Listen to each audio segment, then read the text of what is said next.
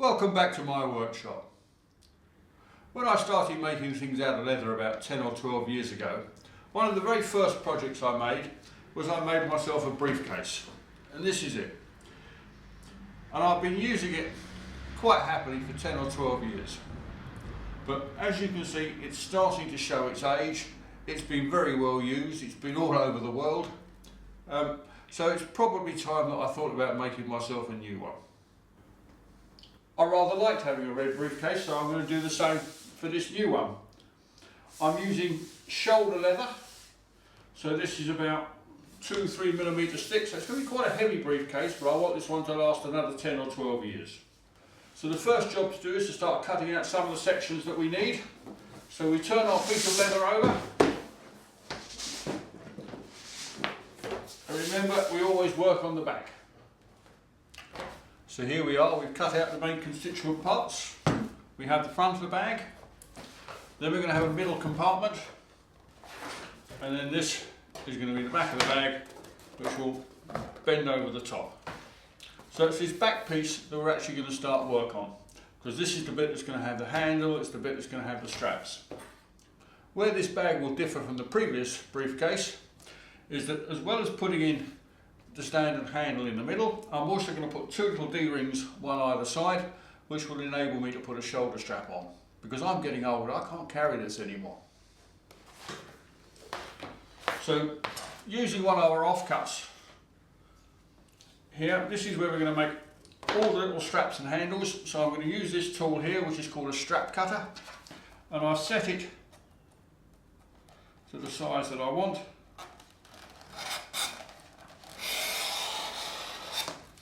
And all it really is a little razor blade in a handle, and I just need to do this a few times just to make some 1-inch wide pieces. And this is what I will use to make the handle and some of the straps and buckles. Now we'll start with the handle. If you've seen my videos before, you'll see how I make a handle.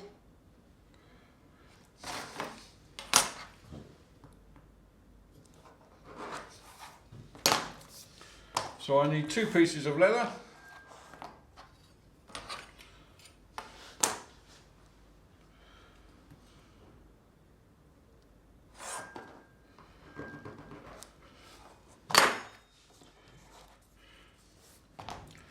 And the way that it works is this becomes the top of the handle, this becomes the bottom of the handle. This bends round like that.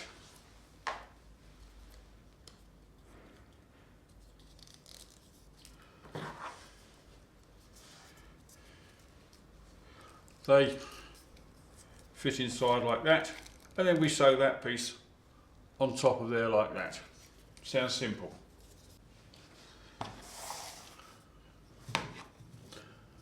Now with all the pieces that I work is I put a crease down the side like that with what's referred to as a creaser.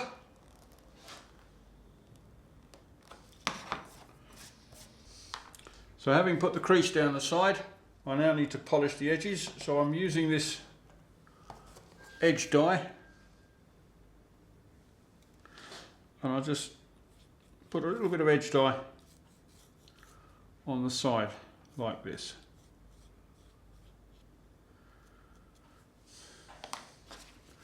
And then you polish it with a cloth. If you've seen my videos before, you know I absolutely hate raw edges, and I want this nicely burnished on the sides. And I'll do this on all the edges of all the bits of leather that I cut. I won't bother showing you because it's probably the most boring thing to watch. But every piece of leather that I work gets finished this way. So having polished the edges, we now need to mark out for the stitches. So using a pair of dividers, I'm just going to run a little line down there and one down this side.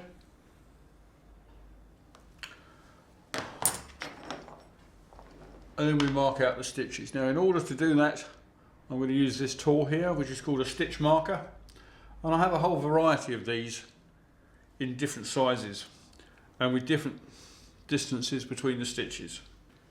You put it on the line I've described, and a smart bang on a hammer,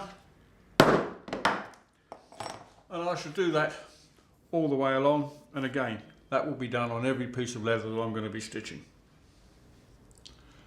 So there you are. As you can see, I've now tacked the various pieces together, and I shall now sew along both sides. That's the handle finished, so now we're ready to start thinking about how we're going to attach it to the main part of the bag. Now this is going to be the main panel of the bag, and if you can see, I've stitch marked all the way around here, and this is going to be the actual top panel of the bag. Into here I'm going to put the handle, and I'm also going to put a couple of D-rings, so if I want to have a shoulder strap with it, I can. Now the best way I've found of doing this is that I cut a slot through here in these 4 places, and then I'll sew a strap in from underneath. So the first job is to cut the slot, and to do that we use this tool here, which as its name suggests is a slot cutter, and you line it up with where you want to cut it, having ever so carefully marked it out first.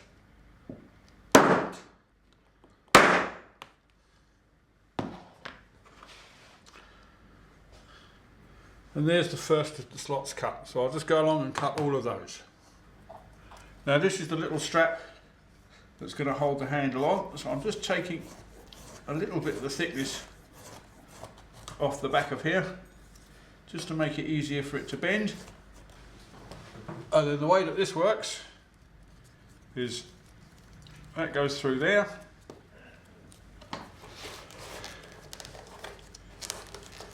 this bit comes through here, and we pull it as tight as we can.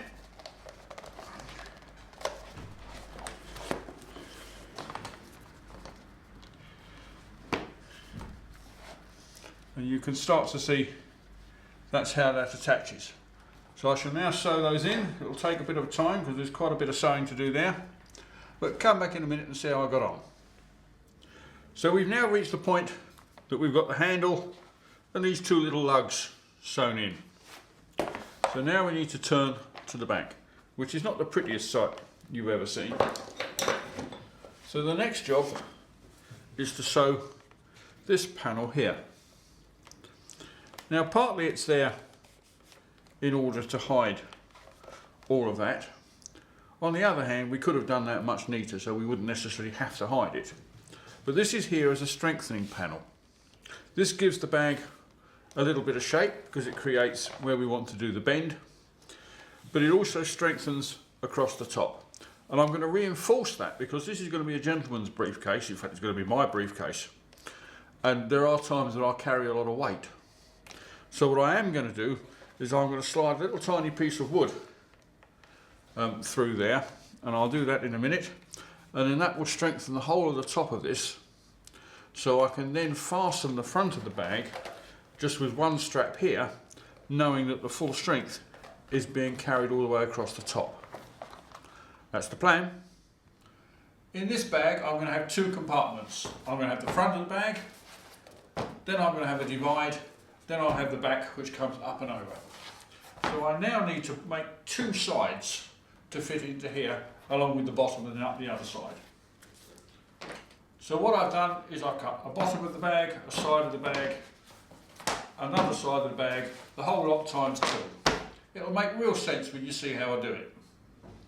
So now we're at the point where it starts to get interesting, well certainly from my point of view. So what I've made is what becomes the side, and I've done 2 of those, and then in between we're then going to have a panel. So what I've now got to do is to sew all these 3 together at once. Part of the good news is I've been approached by a website, dirhamsoflondon.co.uk, who are now going to be selling a number of my products. So if you're interested in buying some, you can get them from there. They're also going to be publishing some project books. So if you've enjoyed the videos and you want to have a go yourself and you want all the dimensions and the methods of how to do it, you'll be able to get that via their website as well. If you want to keep up with what I'm doing, do make sure you have a look at my blog, which is tomgreencraft.com. Sign up for that, or you can find me on Facebook as Thomas Green.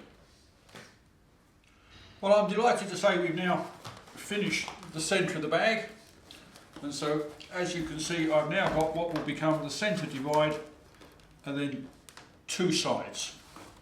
So the next job is to fit what will become the front onto the front.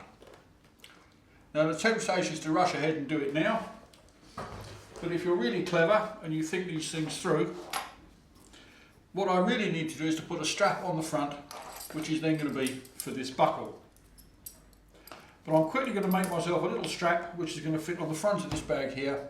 I'll sew that into place, and then when I'm ready I'll sew that onto the front of the bag itself. So much done so simply. So as you can see, our bag is now starting to take shape. I've managed to sew the front on, and we've already got the middle on. So the next job is to sew on the back. We'll put that to one side. This is the piece that we're going to use for the back. We've already sewn the handle and the strap holders on. I've got two last things I've got to do before we're ready to put this together. The first thing we do is we're going to put this piece of wood inside this pocket which we've sewn here. And what that does is it strengthens all the way across the top here. So it means when we sew our strap on the front here, which is going to connect with the buckle somewhere around there, the whole weight of the bag isn't concentrated on this sort of strap and buckle. We're supporting it all the way across, and it means the bag will retain its shape throughout its life. You could use a piece of steel, and I'm sure if you were doing this commercially you probably would, but as I see it, if you ever took this bag through an airport metal detector and you saw a piece of steel in there, you'd end up with an awful lot of difficult questions that none of us actually need. So I'll use a piece of wood, much better. So I'm going to sew that piece up, and then the last job before I sew it all together is using this little piece of leather here. I'm going to turn that into a strap. That will then sew on the front of here, and we'll line up with our buckle there. So there you are, by the magic of video. I'll quickly get on with this. You don't have to sit there and watch it. Have a cup of tea. I'll see you in a moment. So now finally you can see what it is we're trying to achieve. We've got two sections of compartment, and I'm now going to sew the back on around three sides.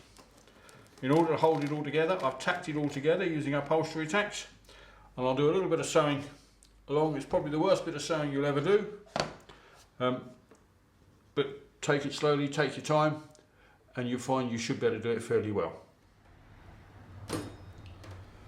And finally the last stitch is done.